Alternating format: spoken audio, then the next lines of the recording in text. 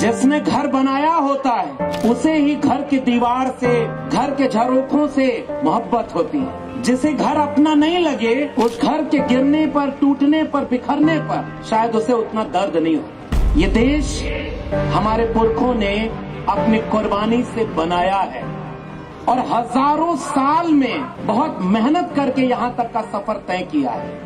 जब देश का कद बढ़ाना होता है, भारत को दुनिया की नजर में अच्छा बताना होता है, तो कोई भी बाहर जाके ये नहीं कहता कि इसी देश की किताब में लिखा है मुखस से जाए थे, कुछ लोग मुख से भी पैदा हुए थे। ये नहीं बताते बाहर, क्योंकि दुनिया हंसेगी, क्योंकि मुख से कोई कैसे पैदा हो सकता है। खतरा है आजकल ये बोलने का, इसलिए किताब साथ लेकर आया हूँ। इस सवाल को पूछने वाले पहले आइडिया ऑफ इंडिया के नायक थे ज्योतिबा फूले, जिन्होंने गुलामगिरी में पूछा कि अगर मुख से बच्चा पैदा होता था तो गर्भ कहाँ ठहरता था। ये मैं नहीं बोल रहा, ये ज्योतिबा फूले बोल रहे कि माना कि तुम में इंसानियत नहीं थी, जिस दिन बाबा साहब का संविधान लागू हुआ उस दिन से तुम भी इंसान बन जाओ और बराबर का देश बनाएंगे। तुम अपने हिस्से का रहना, हम अपने हिस्से की रोटी खाएंगे। इसकी कोशिश का नाम फूले अम्बेडकर शाहू के विचार का।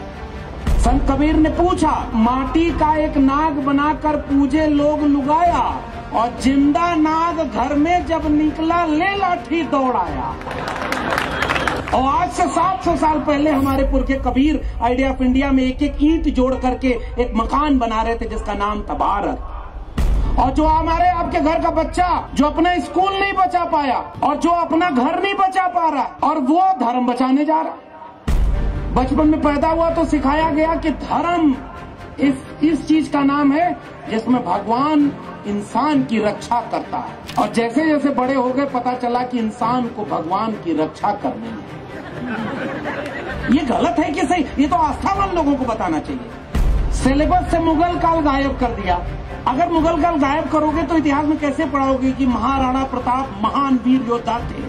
तो बच्चा पूछेगा कैसे थे? तो कहोगे कि बहुत बड़ी लड़ाई लड़ी उन्होंने। तो कहे किसके खिलाफ लड़ी?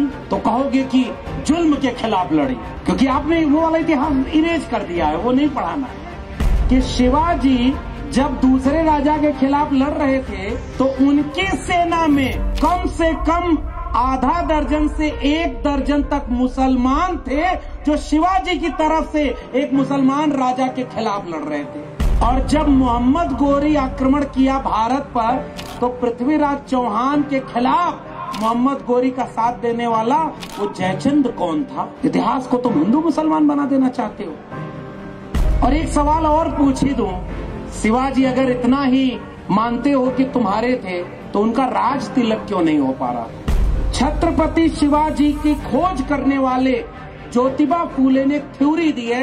मैं बौद्धिक समाज के सामने उस थ्योरी को फिर से रखना चाह रहा हूँ। उन्होंने कहा कि हमारे पुरखे शूद्र थे नहीं, वो इस देश के शासक थे, लेकिन जिनको वर्ण व्यवस्था बनाकर इस देश में गुलामी बनानी थी उन्होंने ये आरोपित किया और उनके सामने जो झुक गए उनको वो खत्री से छत्री बना दिए, और जो ताकतवर कमेरा शासक झुके नहीं उन सबको उन्होंने शूद्र बनाया, अति शूद्र बनाया और बाकी को अछूत बना दिया। बताओ ये वर्ण व्यवस्था आरोपित है कि नहीं आरोपित है?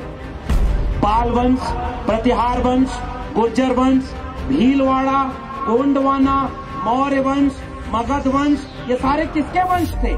लेकिन बौद्धिक रूप से उन्होंने आपको गुलाम बनाने के लिए मुख से पैदा किया किसी को। इसलिए पैदा किया क्योंकि किसी को पैर से पैदा करना था। तलवार के दौर में कलम को अपने हाथ में लेना होगा, तभी फूले अम्बेडकर और पेरियार के सपनों का भारत बनेगा और बचेगा। और ये डरने और निडरता की ताकत इन किताबों से मिली। मैं चाहूंगा कि गुलामगिरी घर घर पढ़ी जाए। मैं चाहूंगा कि किसान का कोड़ा आप भी खरीद करके पढ़ें। मैं चाहूंगा कि शिवाजी का पवाड़ा आपके भी घर में हो। मैं चाहता हूं कि बाबा साहब अम्बेडकर की लिखी किताबें आपके घर में हो। मैं चाहता हूं कि मंडल कमीशन की रिपोर्ट आप भी पढ़ें और मजहब के नाम पर फसाद करने वालों को ये बताएं कि ज्योतिबा फूले के साथ उस्मान शेख का मतलब क्या है। बताएं कि भगत सिंह के साथ अशफाकुल्ला खां का मतलब क्या है। बताएं कि इस देश में मोहब्बत की तारीख जब लिखी जा रही थी तो फैसला इस बात की मुकद्दर का नहीं हो रहा था कि कोई मजहब बचेगा या कोई जाति बचेगी। फैसला इस बात का होना था कि इंसान बचेगा कि नहीं। और आज के वक्त में इंसान ही मुश्किल में है।